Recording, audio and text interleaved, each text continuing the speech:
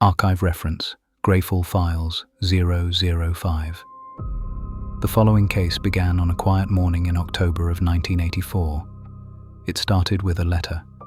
Nothing about the envelope appeared unusual. No strange markings, no mysterious symbols, no threatening message.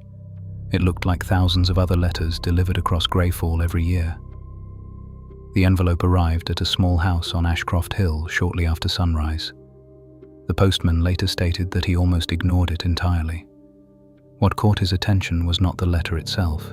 It was the recipient, the name written on the front, Samuel Whitlock. At first, that meant nothing. Then the postman remembered something. Samuel Whitlock had died in 1934, 50 years earlier. The funeral had taken place in Greyfall. The grave still existed, and yet, someone had just delivered him a letter. The envelope carried a postmark. The date was perfectly clear. October 1984. No mistake, no smudging, no damage. According to the postal system, the letter had entered circulation only 3 days earlier, which raised an impossible question. Who sends a letter to a man who has been dead for half a century? The mystery deepened almost immediately. Local records confirmed Samuel Whitlock's death beyond any doubt.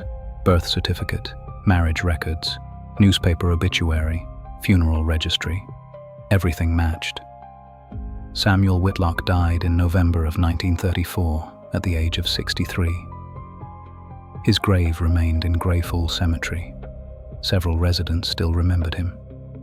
According to surviving accounts, Whitlock had worked as a watchmaker. Quiet, reserved, known for rarely leaving town. There was nothing remarkable about his life, until investigators examined the envelope more closely. The handwriting appeared old-fashioned. The ink showed signs of age. Yet laboratory analysis later suggested the letter itself was relatively new. The paper should not have existed in 1934. The ink should not have existed in 1934. And the stamp had not been issued until 1978. Every element contradicted every other element. The letter seemed trapped between different decades, as though parts of it belonged to different moments in time, and investigators had not even opened it yet. The envelope was opened under supervision 3 days later. Several officials were present: a postal inspector, a representative from the Greyfall Archives, and 2 members of the town council. The contents appeared surprisingly simple. A single folded sheet of paper, no additional documents, no photographs, no strange symbols. At first glance, the message seemed personal. The letter began with a greeting. "Dear Samuel."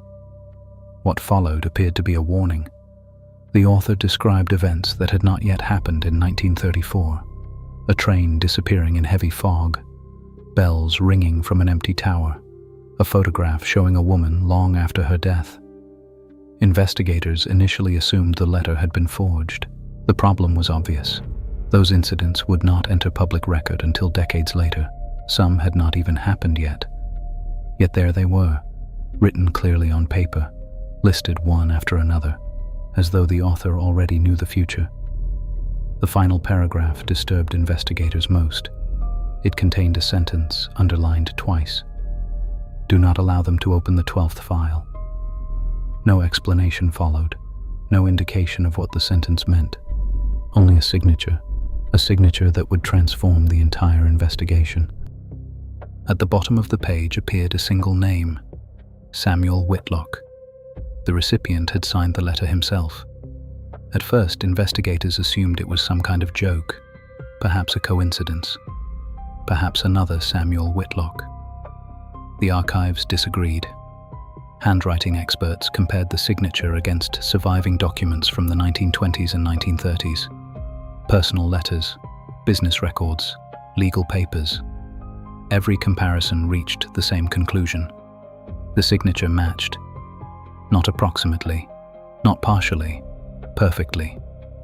The man who supposedly received the letter had also written it. That should have been impossible. Samuel Whitlock died 50 years before the envelope entered circulation. Yet the evidence continued pointing toward the same explanation. Someone had written a letter to the past, or someone had written a letter from the future. Neither possibility made sense. Neither possibility could be proven, and yet no alternative explanation survived examination. The case should have ended there. Instead, the predictions began coming true. The first prediction seemed harmless, a brief sentence hidden halfway through the letter. On November 3rd, the station clock will stop at exactly 10:17 p.m. Investigators paid little attention. The statement appeared random, meaningless, perhaps the product of an unstable mind. Then November arrived. At exactly 10:17 p.m., witnesses reported a power fluctuation at Greyfall Station. The station clock stopped. Maintenance crews examined the mechanism. No fault could be identified. The clock resumed operation shortly before midnight. The incident attracted little attention outside Greyfall. Inside the archives, however, concern began growing. The event had occurred exactly as described, not approximately, exactly. For the first time, investigators were forced to consider a possibility they had previously dismissed. Whoever wrote the letter possessed information they should not have possessed. And according to the remaining pages, more predictions were still waiting. Over the following months, additional statements from the letter were quietly verified. Small events at first, a bridge closure, a storm, a missing traveler, nothing dramatic, nothing impossible. Then investigators reached another passage. This prediction named a specific person, a local school teacher. The letter stated she would receive a photograph from an unknown sender. The image would arrive on a Tuesday. The prediction included the exact date. The archives contacted the woman discreetly. No explanation was offered. They simply asked her to report any unusual mail. The photograph arrived exactly as described. The sender could not be identified. The image itself showed nothing unusual, at least initially. 3 days later, the woman noticed a second figure standing behind her in the photograph, a figure that had not appeared before. The case was quietly transferred to another department, a department already familiar with unexplained photographs. By now, several investigators had begun refusing assignment to the Whitlock file. The predictions were becoming too accurate and too specific. Attention eventually turned toward the postal system itself. Investigators needed to know where the letter originated. Records indicated it entered circulation through a small post office outside Greyfall. The facility had closed decades earlier. The building still stood, abandoned, boarded shut, covered by ivy and neglect. A search team entered the structure in early 1985.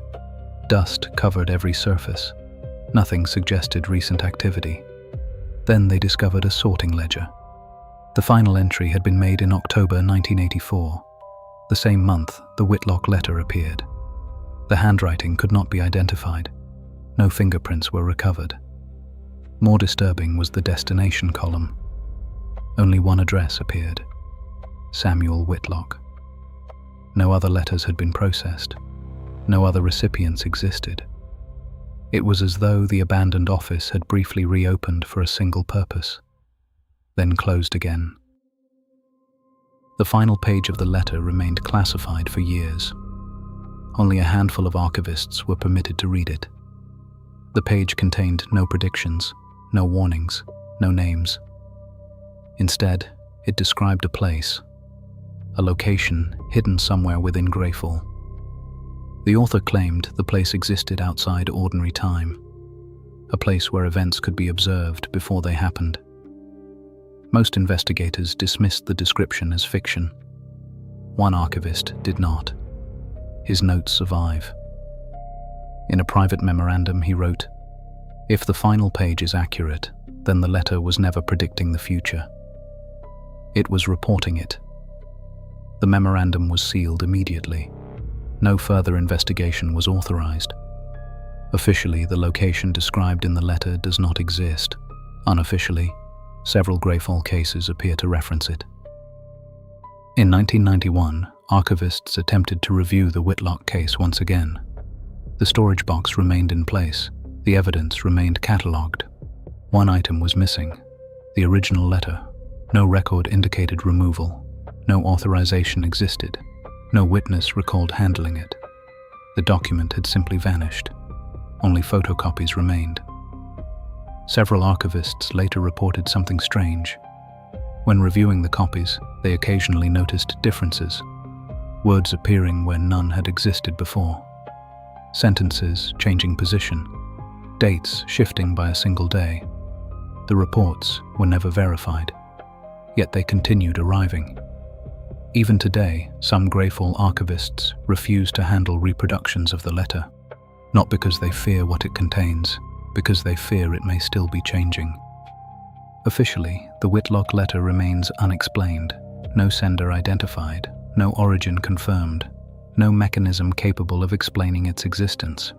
Yet the file remains active within the Greyfall Archives, for a simple reason.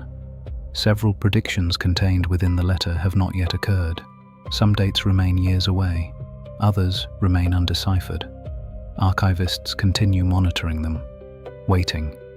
One final sentence appears near the end of the surviving copies, a sentence absent from the original investigation reports, a sentence many believe was added later. If you are reading this, the archive already knows your name. No one has ever discovered who wrote those words, or when. This file is closed. The mystery is not. Somewhere in Greyfall, another record is waiting to be found. I am Knox, and Greyfall remembers. The next story is already waiting. Subscribe to enter the archive.